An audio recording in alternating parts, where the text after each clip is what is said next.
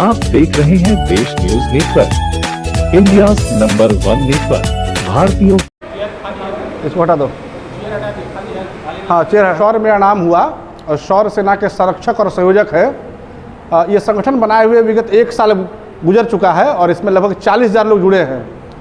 राजनीतिक न्याय का मांग कहने का तात्पर्य ये है कि जो राजनीतिक दल 1952 से लेकर आज तक राजनीति में युवाओं का प्रत्यक्ष या अप्रत्यक्ष रूप से भागीदारी की बात करते हैं, लेकिन जब भागीदारी की बात आती है तब उनको हाशिए पर रख दिया जाता है।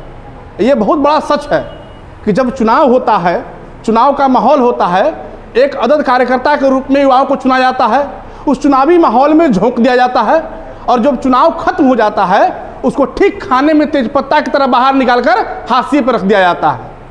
तो शौर्य सेना का संगठन का निर्माण सिर्फ इसलिए हुआ है कि जो नौजवान राजनीति में अपना भविष्य तलाश रहे हैं वैसे व्यक्ति को उस पटल पर पहुंचाने का यह कार्य करेगी शौर्य सेना। लोग आपसे जुड़ रहे हैं। एक बहुत बड़ा बात मैं कहना चाहूँगा कि ये बहुत बड़ा अकाट्य सत्य है। मैंने 2015 में तालकटोरा स्टेडियम में जब यूथ पार्लियामेंट हुआ था, मैंने कहा था किसी भी समय परिस्थिति काल में किसी भी व्यक्ति संस्था समूह का जितनी हिस्सेदारी राजनीति में रही उसकी आर्थिक सामरिक और तरक्की जितनी तीव्र गति से हुई है उतनी तीव्र गति से नहीं हो सकती है। ये अकाट्य सत्य है, इसको किसी तर्क से नहीं काट सकते हैं आप।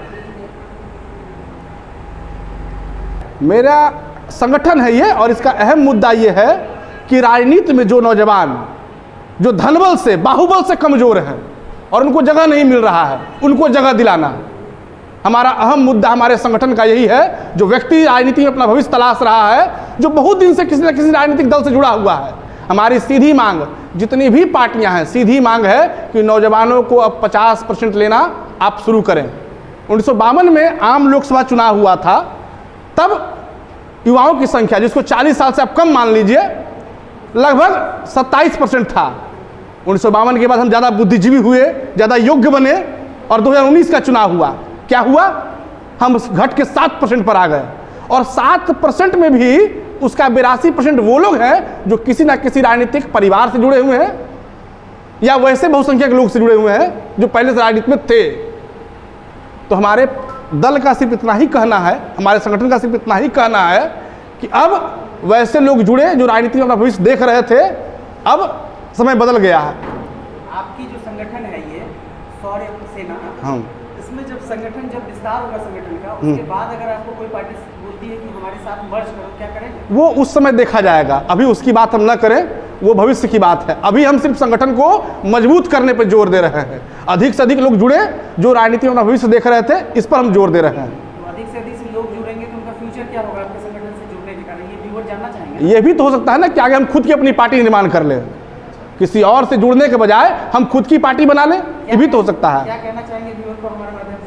बस इतना ही कहना चाहेंगे कि हमारे संगठन से अधिक जुड़िए और ये बात आपको सुनिश्चित करेगा ये संगठन कि आपको राजनीतिक जगह पर ढंग से पहुंचाने का काम किया जाएगा। बिहार के अलावा कितने स्टेट में अभी आप सक्रिय हैं? नहीं, अभी सिर्फ बिहार में हमारा पुरजोर प्रयास है, सिर्फ बिहार, बाकी स्टेट नहीं है। बिहार में कितना जिला? बिहार में अभी तकरीबन 16 जिला में हम हैं, 38 जिला तक पहुँचने का प्रयास चल रहा है। आपकी पार्टी जातीय योजना पर क्या? जातीय जनगणना पर हम इतना ही कहना चाहेंगे, ये एक राजनीतिक चिमटा है जिससे बारी बारी लोग रोटी सेकते हैं। बाद में गोत्र जनगणना कर लीजिएगा, बाद में डीएनए जनगणना कर लीजिएगा, जो मना है जनगणना कर लीजिएगा। यहाँ कार्य तो हो नहीं रहे हैं, सिर्फ जनगणना ही हो रहा है। स्वास्थ्य खत्म, शिक्षा खत्म, जनगणना ही करते रहिए आप। बिहार की सबसे बड़ी दूसरी अपोजिशन की पार्टी राजद है, जिसके नेता माननीय प्रतिपक्ष नेता तेजस्वी यादव है। हाँ। वो खुद को यंग बताते हैं और बोलते हैं कि यूथ का मैं आइकॉन बनूंगा और बनने की कोशिश भी कर रहे हैं। हाँ। आपका क्या इस पे बयान? बढ़िया है, हम तो चाहेंगे कि वो और ज़्यादा से ज़्यादा यूथ को जोड़े।